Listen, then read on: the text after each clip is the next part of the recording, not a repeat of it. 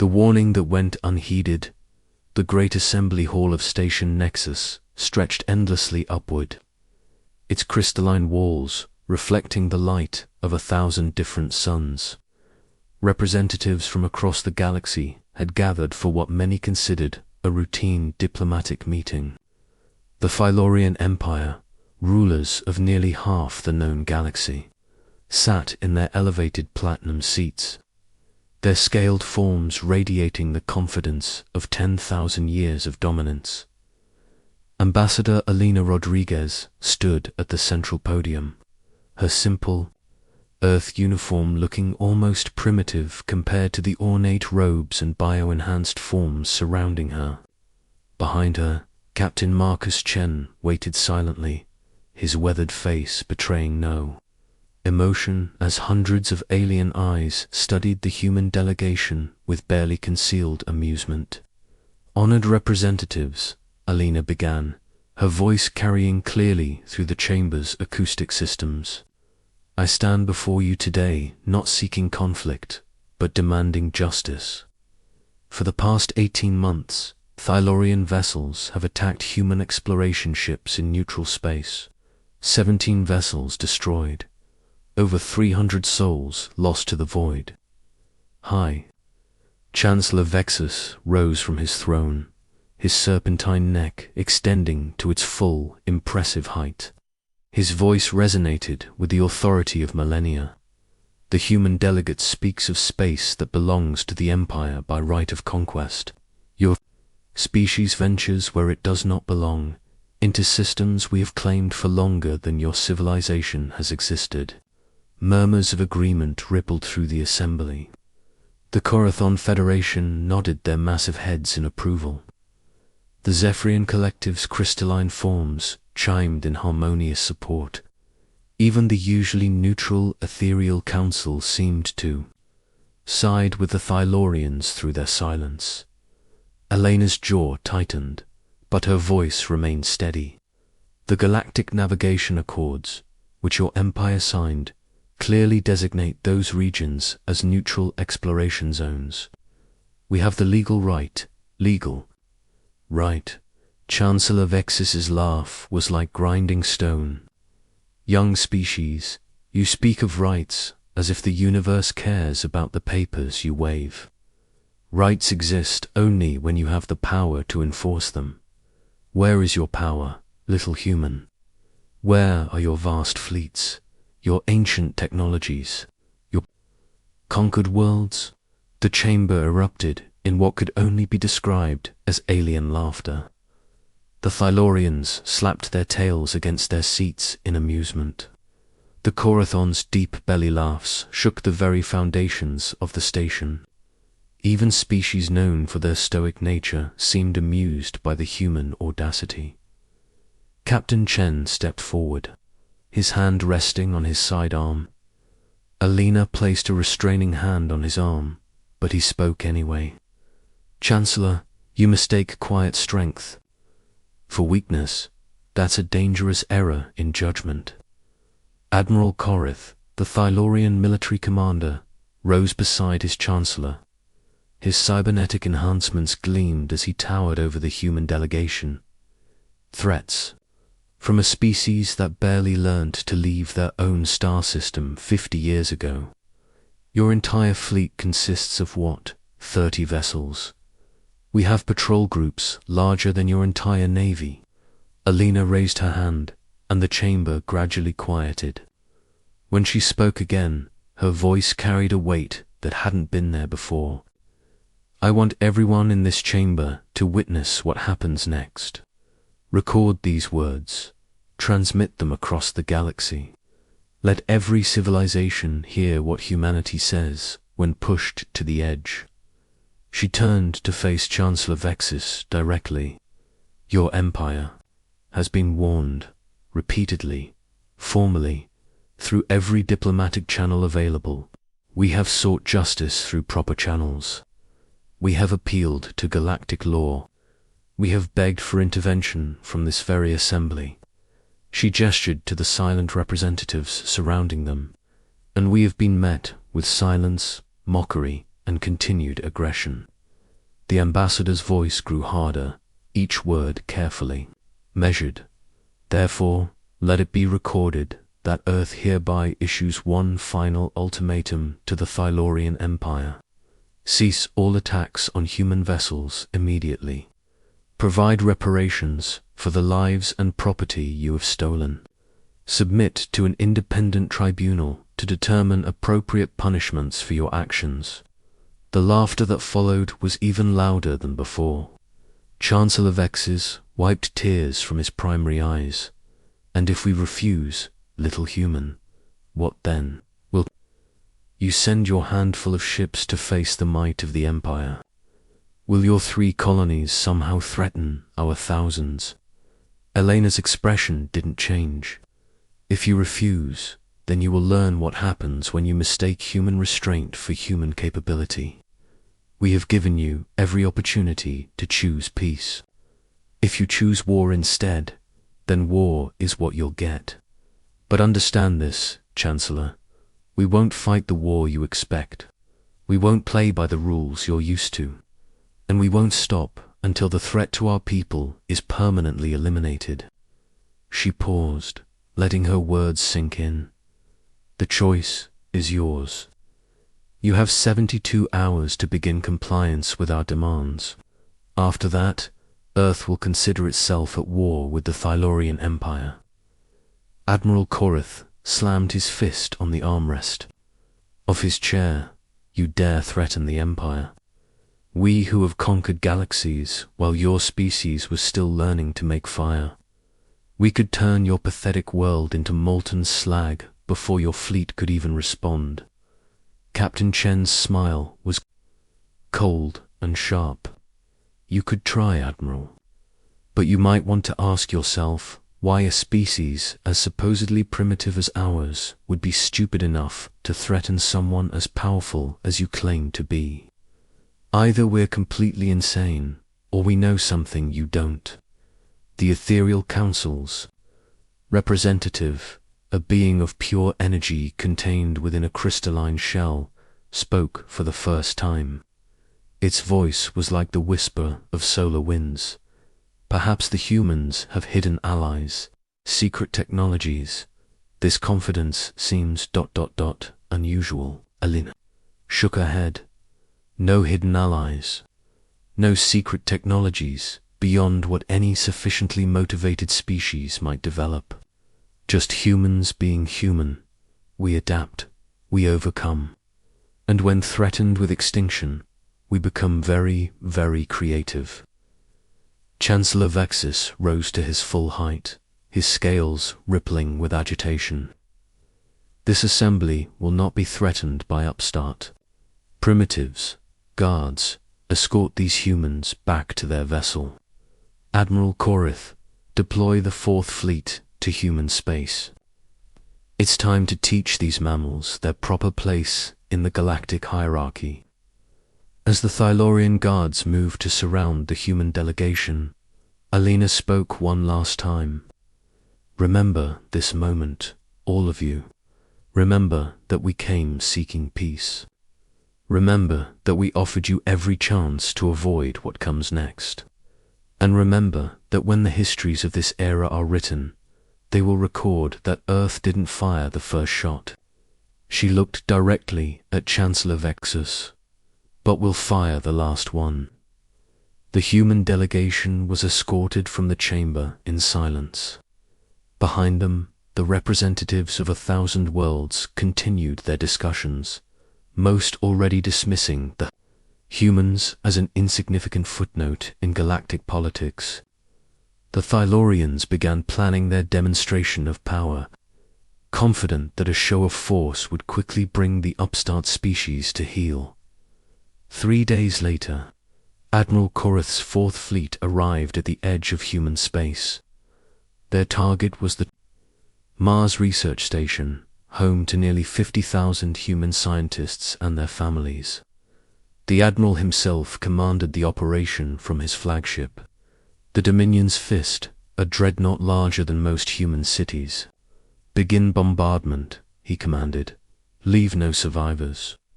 Let this serve as an example to any other primitives who might harbor delusions of challenging the Empire. The station's defenses were pathetic by Thylorian standards. A few orbital platforms, some missile batteries, barely worth the ammunition needed to destroy them.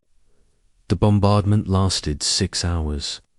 When it was over, the Mars Research Station was a debris field spreading slowly through the void, taking with it the lives of everyone who had called it home. Admiral Korath recorded a message to be broadcast.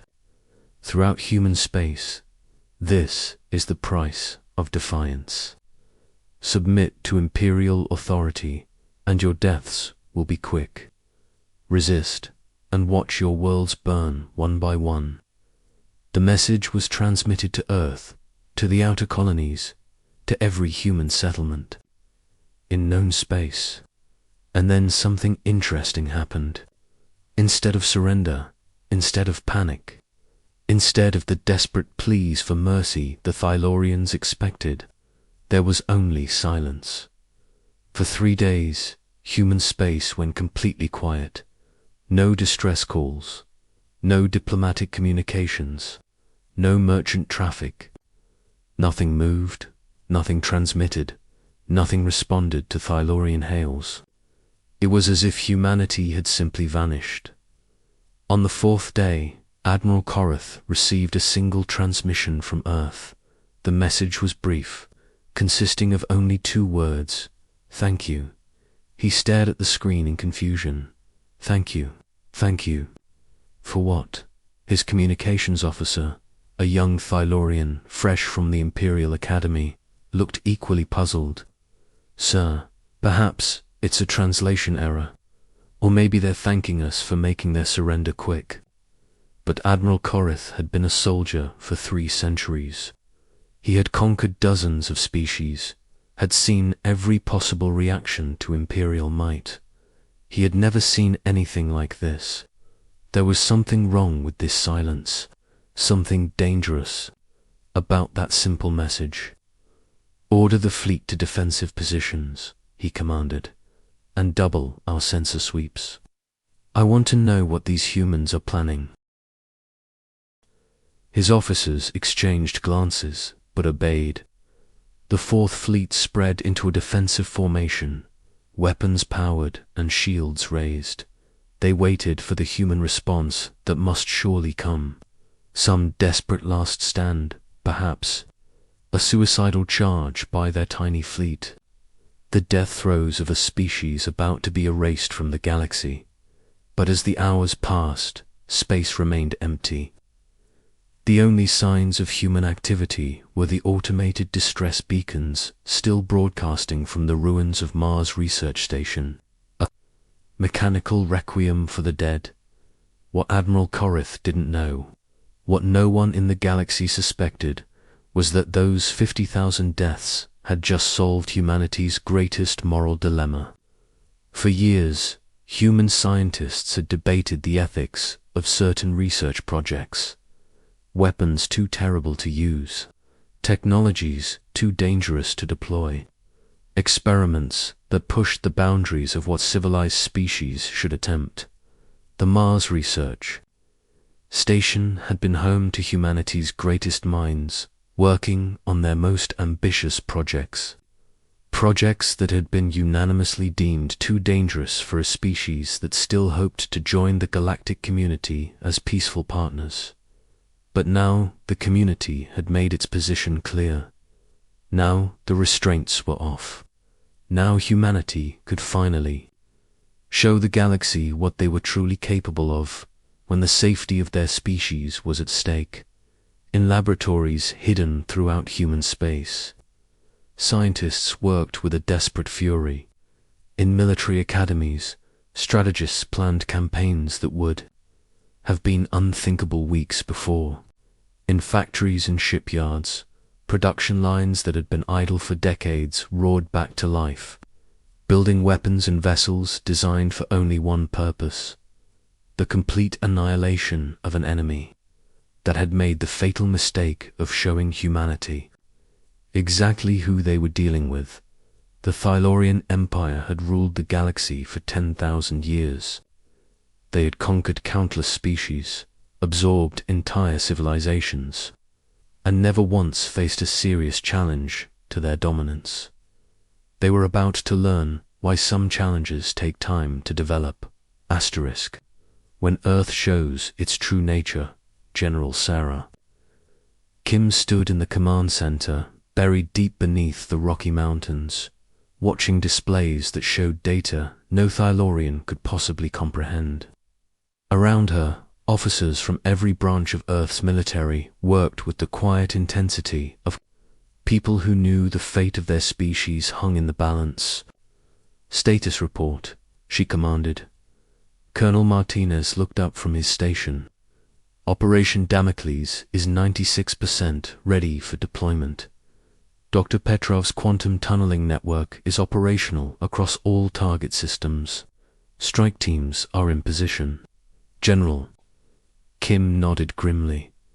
"And the Thylorian fleet, still maintaining position at the edge of our space, General. Admiral Korith seems to be waiting for us to make the first move. He'll get his wish soon enough." Kim turned to the main display, which showed the positions of Thylorian forces throughout the galaxy. Red icons marked their fleets, their bases, their homeworlds. So many targets, so much empire to dismantle. "Dr. Petrov, are your toys ready to play?" Dr. Alex Petrov looked up from his quantum computer array, his eyes bloodshot from days without sleep. "The network is stable, General. Quantum entanglement tunnels are holding at 99.7% efficiency. We can deploy strike teams to any point in Thylorian space instantaneously, and they still have no idea how we're doing it." "Imposible, General. Quantum tunneling on this scale requires technology they won't develop for another 1,000 years. Even if they captured one of our tunnel generators, they couldn't reverse engineer it without understanding quantum consciousness theory, General." Kim allowed herself a cold smile. "The advantage of being underestimated. They think we're primitives who barely understand faster than light travel. They have no idea we've been working on technologies that make their whole empire obsolete." "Captain." Lisa Jong entered the command center, her Black Ops uniform bearing no insignia or identification. "Strike Team Alpha reporting, General. We're ready to begin Operation Revelation. Status on the other teams." "All 37 teams are in position. Each target has been thoroughly reconnoitered. We can begin simultaneous strikes across the empire within the hour."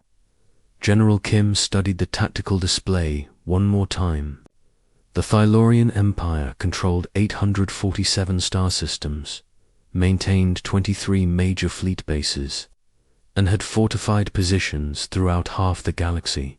Any conventional military force would need centuries to even threaten such a vast empire. But humanity had never been accused of being conventional. Begin Operation Revelation. Show them what happens when they mistake our mercy for weakness. Across the galaxy, in 37 different star systems, quantum tunnels opened in the depths of space.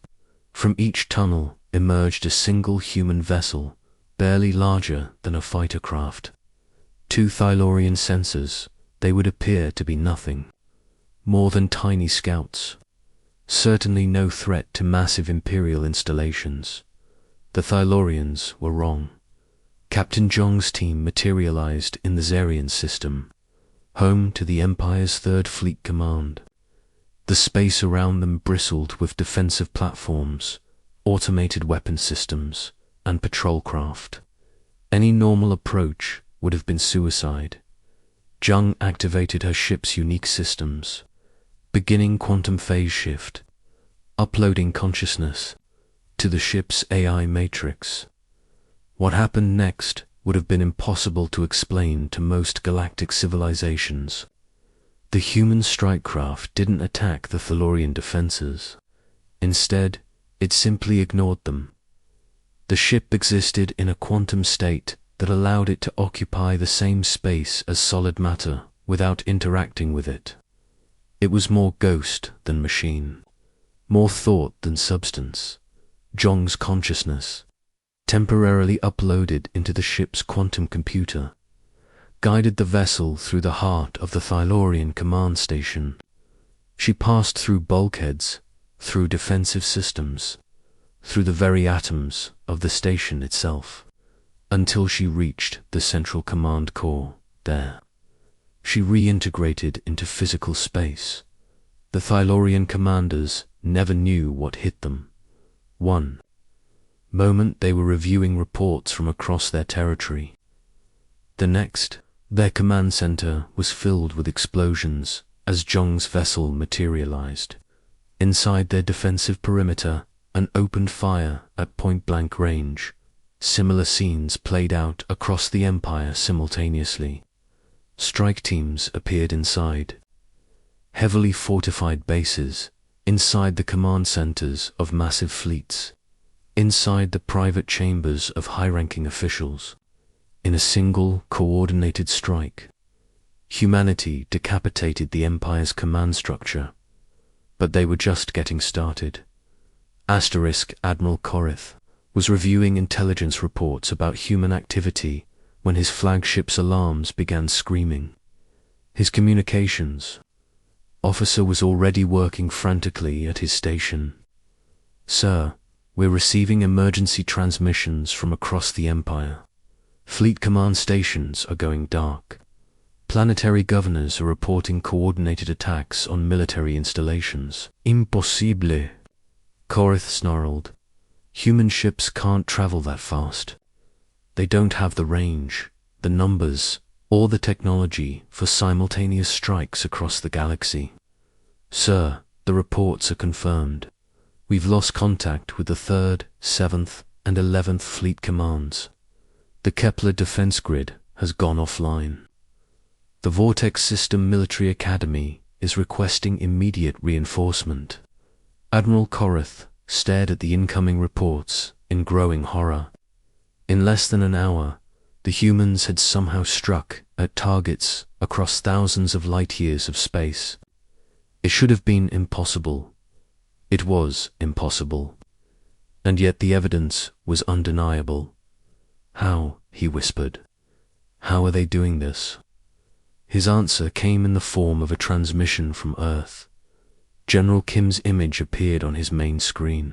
Her expression as cold as the void between stars. "Admiral Korith," she began, "I trust you're beginning to understand that you made a serious error in judgment. The Mars research station you destroyed wasn't just a civilian target. It was home to our most brilliant scientists, working on our most important research projects." She paused, letting her words sink in. "You want to know how we're striking? Across your empire simultaneously. Those scientists you murdered were working on quantum consciousness transfer, the ability to upload human minds into quantum computers and then transmit those minds instantaneously across any distance through quantum entanglement." Korith felt something he hadn't experienced in centuries: fear. "Every strike team you're facing consists of human consciousnesses piloting vessels that exist in quantum superposition. They can pass through your defenses like they don't exist because, from their perspective, they don't. Your shields, your armor, your weapons, all useless against an enemy that can choose when and where to exist in normal space." The Admiral's voice cracked slightly. "What do you want?" "Justice," Kim replied simply. "The Thylaurian Empire ends. Today, your military assets will be destroyed or captured. Your colonies will be given the choice of independence or protection under Earth's authority. Your homeworld will be occupied but not harmed, provided your people comply with our terms. The Senate will never allow the Senate." Kim's laugh was sharp and bitter. "The same Senate that laughed at our pleas for justice. The same representatives who stood by and watched while you murdered our people. Admiral, take a look at your long-range sensors. Tell me what you see. Korath's sensor officer worked frantically at his controls, then looked up with an expression of pure terror.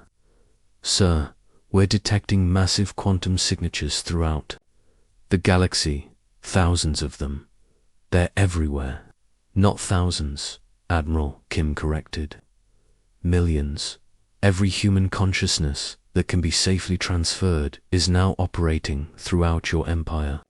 Soldiers, scientists, engineers, civilians who volunteered to become weapons of war to protect their species.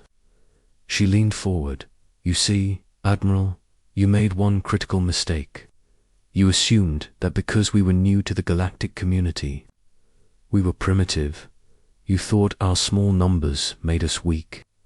You never considered that a species capable of surviving on a death world like Earth might have developed unique approaches to warfare. This is madness, Korath breathed. No, Admiral. This is what happens when you threaten human survival. We don't just fight back. We evolve. We adapt. We become whatever we need to become to ensure our species continues.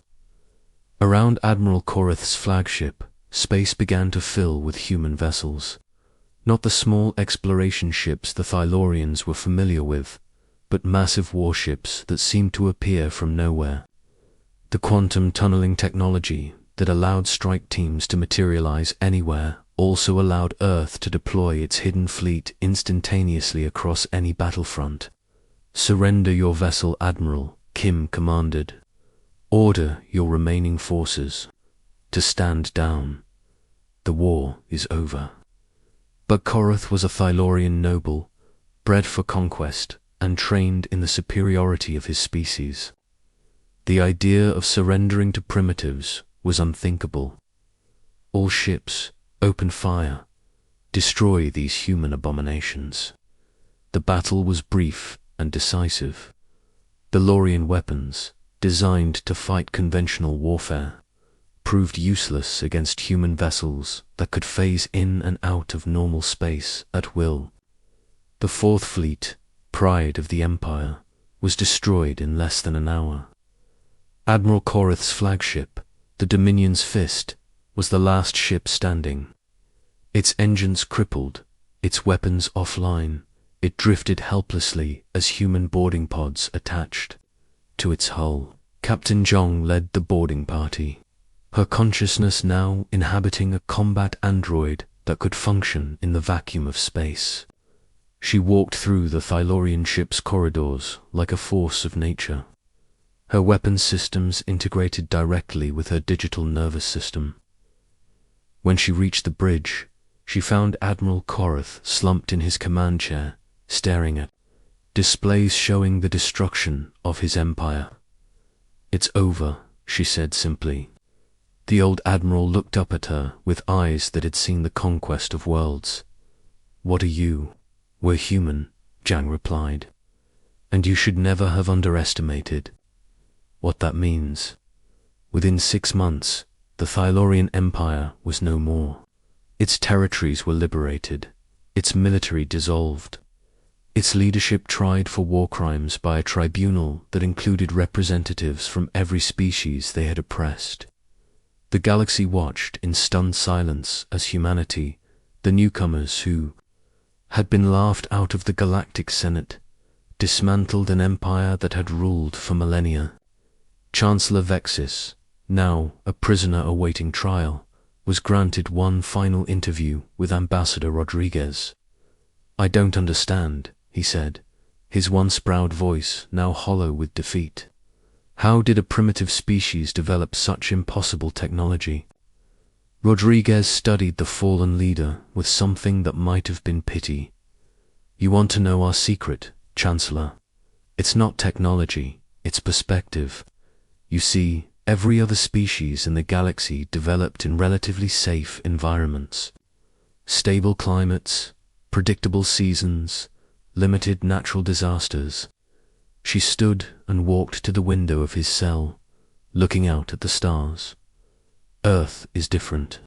Our planet tried to kill us for millions of years. Volcanic eruptions, ice ages, asteroid impacts, mass extinctions. We survived because we learned to adapt, to innovate, to become something new when the old ways weren't enough. She turned back to him. When you threatened our survival, you didn't just anger us. You activated something deep in human nature, something that's helped us survive every catastrophe our world could throw at us. And what's that? Vexis asked. Rodriguez smiled, but there was no warmth in it. The absolute refusal to go quietly into extinction. When threatened, humans don't just fight back. We transcend our limitations. We become more than we were. She walked toward the door, then paused.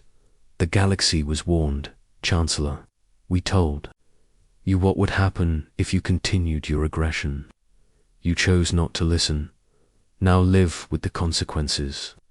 As she left, Vexis called out one last question. What happens now? Will humans rule the galaxy as we did? Rodriguez's answer echoed down the corridor. No, Chancellor. We're going to do something the Thylorian Empire never managed. We're going to make sure no species ever has to face extinction alone again.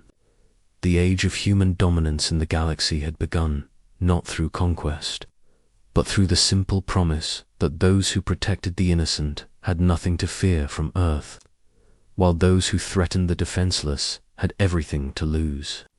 The stars had been warned. The Empire had chosen war, and now they understood why some species should never be pushed to the edge of extinction, because they might just push back hard enough to reshape the galaxy. Asterisk.